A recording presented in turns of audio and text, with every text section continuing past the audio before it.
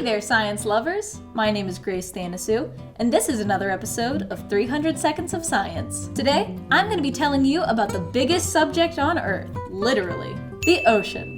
The ocean holds over 1.3 billion cubic kilometers of water and takes up 71% of our planet's surface. This colossally important commodity is a mysterious place that scientists are continuously learning about. To make sure you don't drown in information, I'm going to break down this lesson into sections about the ocean's 5 layers. Let's dive in. The layer we are most familiar with is the epipelagic zone, or the sunlight zone. It's the top layer of the ocean that ranges from the surface to about 656 feet deep. This layer receives the most sunlight, and therefore the most heat.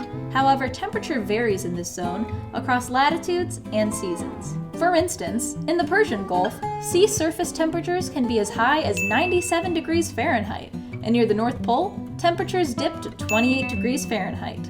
Animals that call the epipelagic zone home include big-eyed tuna, dolphins, orcas, blue whales, some sharks, and jellyfish. The next layer of the ocean is the mesopelagic zone, or Twilight zone, and it lies between 656 feet and 3,281 feet. Sunlight is very faint here, and as a result, temperatures decrease dramatically in comparison to the epipelagic zone. Creatures like squid, crab, cuttlefish, lancetfish, swordfish, wolf eels, and krill call this layer of the ocean home. Even deeper lies the bathypelagic zone, or midnight zone, which is found between 3,281 feet and 12,124 feet.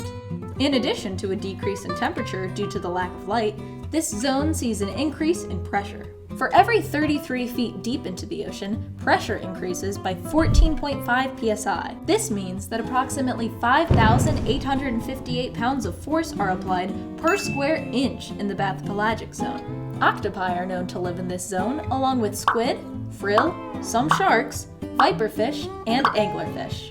Next up, we have the abyssopelagic zone, otherwise known as the abyss. This zone lies between 13,124 feet and 19,686 feet. As you might have guessed, this zone does not get any light, has near freezing temperatures, and very high pressure. Perhaps the most fascinating creature to be found in the abyss is the tube worm. Tube worms have no mouth, no stomach, no intestines, and no excretory system. Before they were discovered in 1977, it was believed that all species on Earth derived energy from the sun. Tube worms threw that whole theory off. They survive because of a process called chemosynthesis, where they oxidize hydrogen sulfide that is emitted from the Earth's interior and gain nutrients from it. The discovery of tube worms is what pushed oceanologists to discover the 5th and final layer of the ocean, the hadopelagic zone, also known as the trenches. The hadopelagic zone lies between 19,686 feet to 36,100 feet. Temperatures are just barely above freezing, there is no visible light, and the pressure is immense. About 8 tons of force per square inch. Very few creatures survive in this layer, but nearly all that do depend on chemosynthesis for their nutrition. They also tend to eat dead bodies of other organisms or other materials that fall into this zone. These creatures include tube worms, rotullids, and sea cucumbers.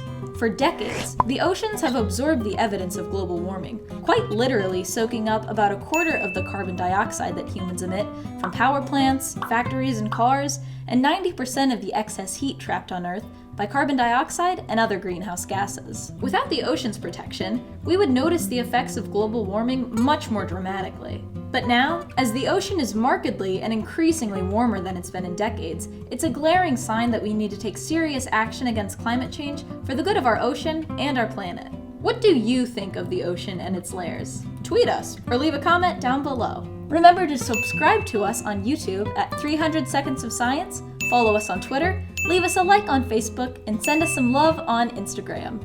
Once again, I'm Grace Thanasu, reminding you to go out, enjoy life, and stay curious.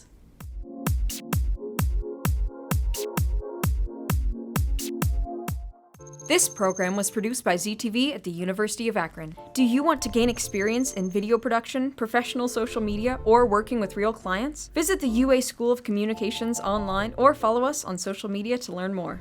ZTV, make media, make a difference.